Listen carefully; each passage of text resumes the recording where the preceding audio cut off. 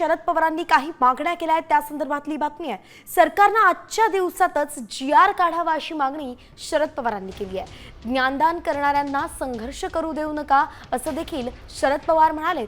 आज शरद पवार आझाद मैदानात गेले होते। शिक्षकांचं आंदोलन त्या ठिकाणी सुरू आहे। त्या आंदोलनाला त्यांनी पाठिंबा जाहीर केला आणि त्यावेळेस त्यांनी ही मागणी केली आहे। शिक्षक आंदोलनाला शरद पवारांनी पाठिंबा दिला आणि त्यावेळी आजच्या आजच सरकारने जीआर काढावा अशी मागणी त्यांनी केली आहे।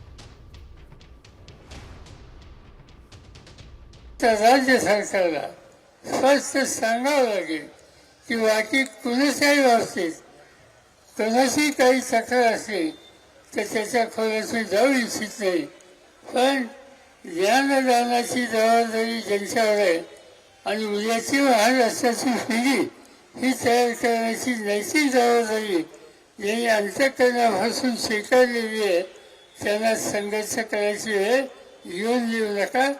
लवकरात लवकर जो 24 ऑक्टोबरचा जी काही तुम्ही अवजड काढली ती फोकर अर्ज ठेवू नका। त्यासाठी काय 1000-1200 कोटी लागतील, मला आकडा नक्की माहिती नाही, 1100 त्याची तरतूद करा, त्याचं द्यायला सुरुवात करा आणि या राज्यामध्ये शिक्षकाचा सन्मानच होतो। आता isakal.com आहे देशातील नंबर 1 ची मराठी न्यूज वेबसाईट। प्रत्येक अपडेटसाठी isakal.com ला नक्की भेट द्या।